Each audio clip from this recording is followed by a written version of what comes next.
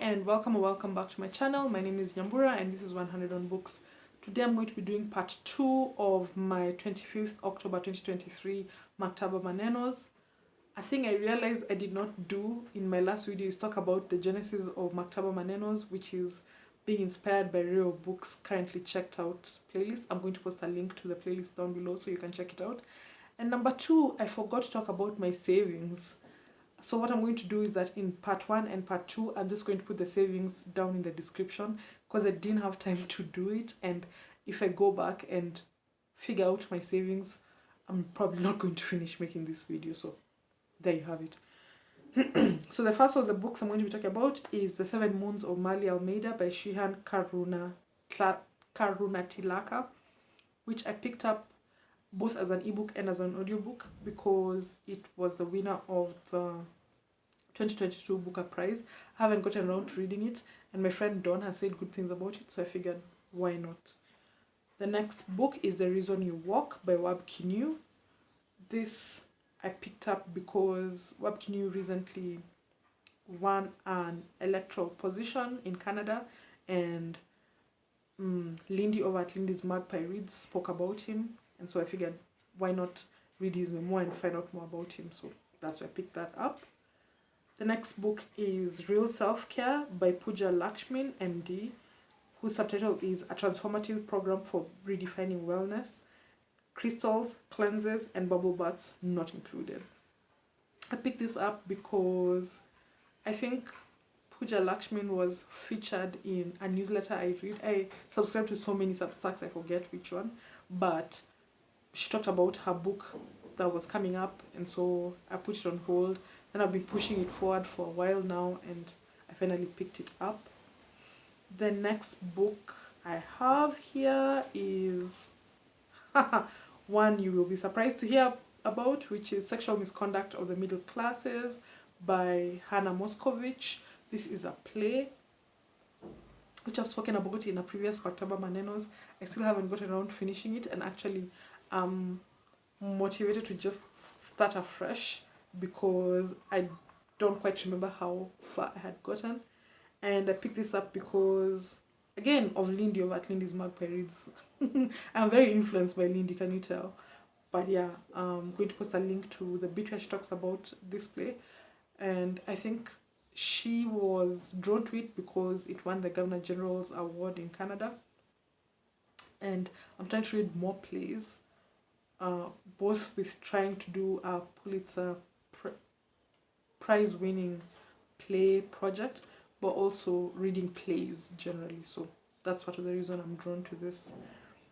The next book is Looking for Trans Wonderland by Noah Saro-Wiwa. I've been reading this slowly. It's a travelogue of Noah Saro-Wiwa's journey around Nigeria. Her father was Ken Saro-Wiwa, who was reformer and a person who advocated for land rights and so on in Nigeria, who was killed by the Nigerian government of his time.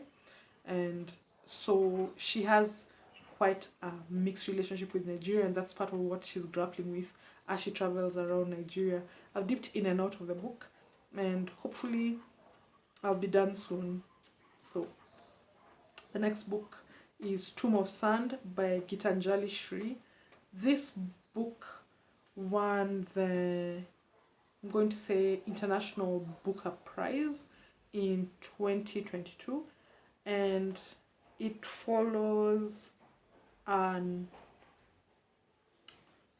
it says it's a playful, feminist, and utterly original epic set in contemporary northern India about a family and the inimitable octogenarian matriarch at its heart.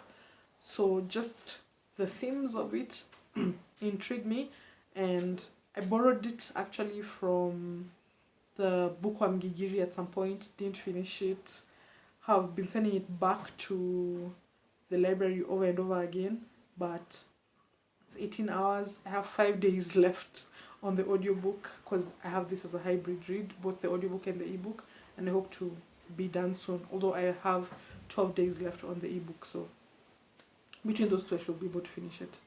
Next, Elite Capture by Olufemi Otaiwo, whose subtitle is how the powerful took over identity politics and everything else. I just started reading it. He interviews really well. I've seen him on Democracy Now! And so on. I'm going to post a link to 1 or 2 of his interviews down below. And so I was intrigued. And I figured, why not pick it up? Lastly is But You Don't Look Autistic at All by Bianca Tops, which is a book in translation. Let me see if I can find the translator's name. I can't.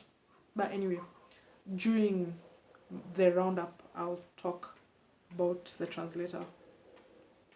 And this book talks about some of the myths that have to do with autism and what autistic people are like, what they look like literally, how they act, and so on. And she just quashes a bunch of those myths and talks about her own lived experience as an autistic person. So, and I also found out about this from Lindy's channel. So that's it. That's all the books I have borrowed as of 25th October 2023. I hope to do this every Wednesday. Just come on here for hopefully 10 minutes or less and talk about all the new books I've added to my collection of borrowed books since the last time I spoke to you. Thank you so much for watching. Please like, share, subscribe. Tell me what books you borrowed lately or what books you bought lately. Also, if you're more a buyer than a borrower. And I look forward to talking to you soon. Take care. Bye.